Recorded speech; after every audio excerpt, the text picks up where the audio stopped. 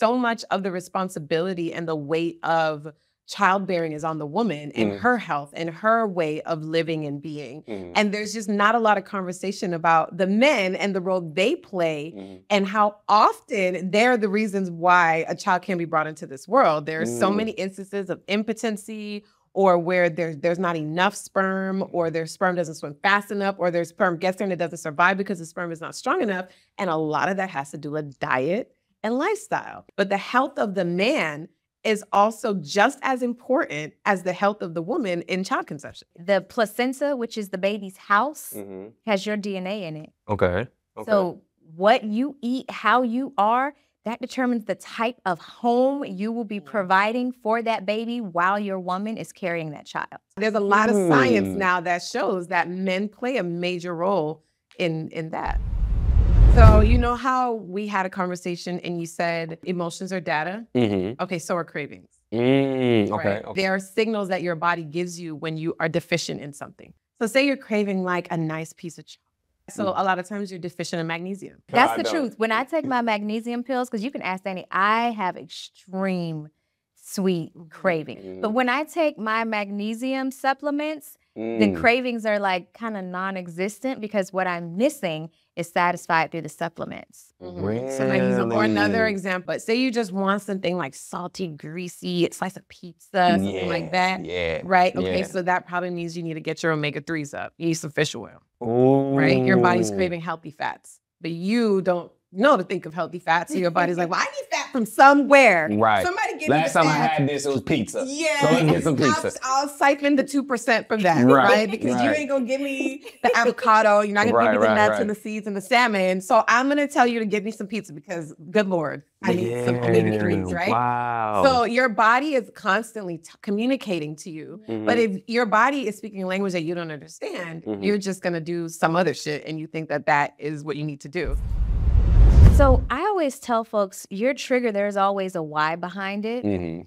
So I was in a corporate space with a young Black man, and every single time a certain white woman would speak to him, you could physically tell like his entire body would respond in angst to her interaction with him. And I would ask him, I'm like, hey, like, what do y'all have beef? Like, have y'all ever had anything to happen between y'all? And he's like, no, it just does something to me when white women talk to me like that. And what I found out later is he had a girl who got him in some serious trouble, had almost gotten him put in jail. And it was a white girl. So now anytime he has to have interactions with white women, it literally for him brings extreme angst because he's like, if I fuck this up, it could be the end of my freedom.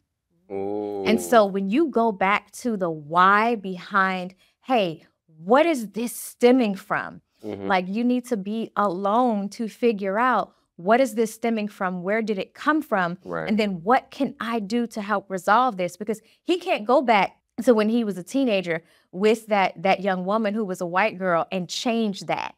He cannot. But what he can do is go back and say, you know what, that situation was really, really messed up. I did not deserve that. And also what it taught me was to ensure that I don't place myself in circumstances and situations where I am now unprotected because everyone is not honest. I'm a firm believer in you have to create different defaults. Like you can't keep responding the same way, the same time, because that's when the stress builds up, the cortisol. Like you're in a constant state of fight, flight, or fawn. Where, okay, I either got to fight to where, okay, now I'm getting in trouble for insubordination. I'm possibly losing my job. Your flight where you're just like, you know what, man, F all this. You flipping the table and walking out. And now you got to figure out how you're going to make money. Or fawn where you just freeze, where you cannot function. You cannot move forward. You're stuck in a perpetual loop, right? So the first thing is to figure out, hey, does this particular person in this particular instance, in this particular circumstance, do they mean me harm? Do they mean me harm, or am I perceiving it as them meaning me harm? Because those are two different things. Depending on or based on whatever it is that you come back with, the first step, as I always tell people, is you want to create a different default. you are going to want to, with ways that help you calm your nervous system, because your nervous system feels like it's under attack. And so now you're spazzing out. You're about to have a panic attack. You are literally about to flip tables or go into the fetal position. Not a physical fetal position, but a fetal position nonetheless. So figure out what's going to be my default to when I'm triggered. But figuring out what will my response be with these particular triggers. And what I always tell my clients to do is I need you to write out the triggers that you know. Write them out. Take a piece of paper, write them out. We talk a lot about breath work. There's so much power and value in taking a deep breath. We all assume that we know how to breathe properly when you need to take a deep breath, but most people don't know how to really take a deep breath. And you should show us now. And I will, but so many people are walking around not breathing properly and not even just knowing how to send oxygen to parts of their body, to their brain, to parts that may feel painful or aches in your body. You can literally send breath. Like I tie it into, in a spiritual way, like when they talk about God creating man, he breathed life into them. So for me, breath is like a direct connection to God. You breathe because God allows you to breathe. And that's like a way to connect your body to yourself. We're so disconnected from our bodies, which is ultimately disconnects us from God, and we don't breathe properly. So that is my other thing, is like teaching people how to breathe in those moments so that you can send oxygen to your brain to think through the trigger so that you can have a better response. So that your nervous system, and also the breathing regulates your nervous system in a way so that you can have a better response so you don't fight, flight, freeze, or fall. You get to create whatever you want your experience to be. So you can do, I say it's about 3 things. The first one is you can decide whether or not you are going to continue sharing space with them and then create your own family. People don't understand or don't accept the fact that even if they are your blood family, you can decide that you are going to commune.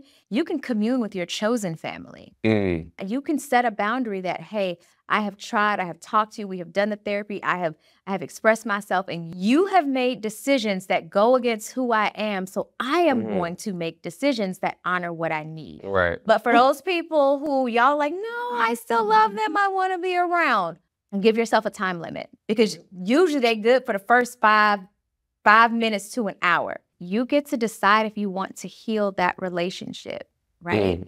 And if you do want to heal that relationship, not during the holidays, because that's not the time, but what you can do is, hey, as a gift, I would love for us to do this.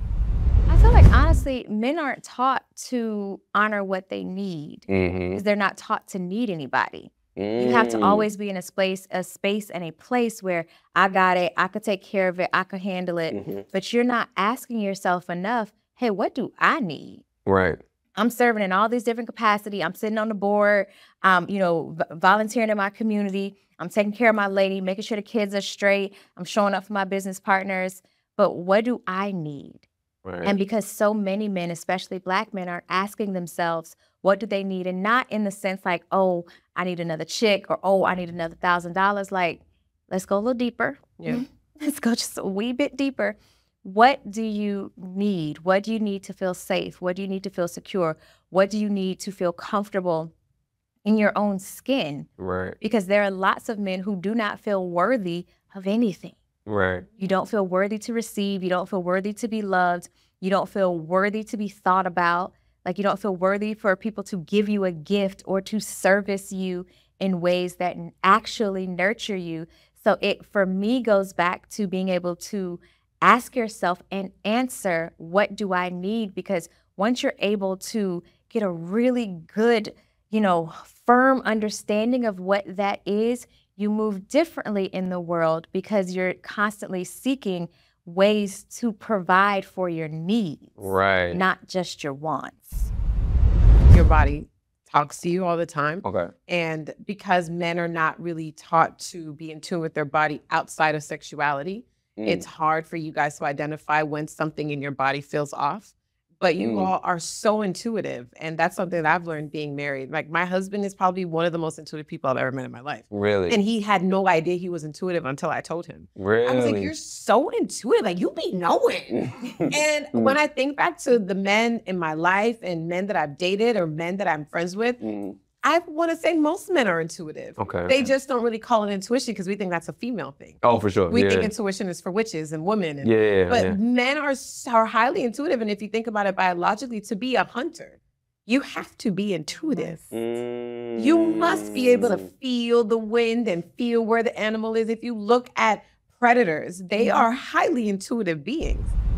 Intuition, little things. You have to practice it. It's a muscle you can work. It's a muscle you can work and you can exercise. And so I always like to have folks like, hey, when you walk into places and spaces or you're around certain people and you start to feel a way, ask yourself, why? Yeah. Talk to yourself. Like, be like, oh, I'm uncomfortable. Why? Look around. Yeah. Okay. Like, what is it? Who is making me uncomfortable? And I don't even have to talk to you. I'm like, oh, you're off. Your energy's off. Why is your energy off? And I might even go talk to you so I can be sure and double check myself. I need to just make sure. And be like, oh, you feel weird. Let me talk to you for a second. Exactly. I need less than 5 minutes. And I can probably be like, okay, no. But that men do the same thing though. Every man that has ever come on this podcast and almost every man I've ever listened to can say, I know within 5 minutes if I can marry her or not.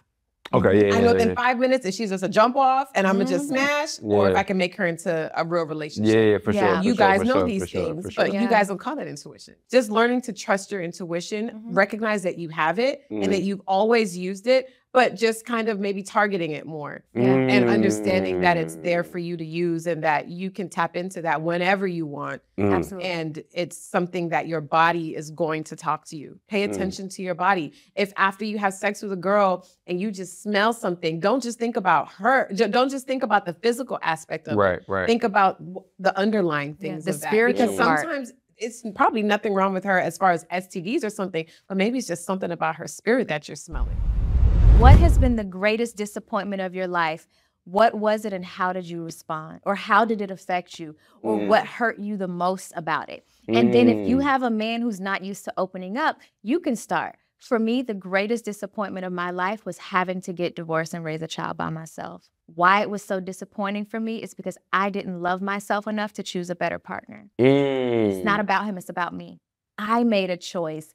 I am disappointed in the choice that I made, because if I truly cared about myself and loved myself the way I do now, I would have been able to provide for myself a different type of a partner, and then in turn, my child, the type of father that best aligned with what I always envisioned. That's real, man. And from there, I have just made myself incredibly vulnerable by telling you my greatest disappointment. And now I have just made the space open for the person I'm talking to also be vulnerable. And a red flag would be if they are unwilling or, oh, I've had no disappointments. Or unable to. Or unable to. Unwilling or unable, both of those, you may want to go a little deeper. Not saying cut them off immediately, but you may want to go a little deeper. Yeah, take your time with them. Don't try and rush to the bedroom with them because they can't see ownership or accountability of their actions, and that is a problem.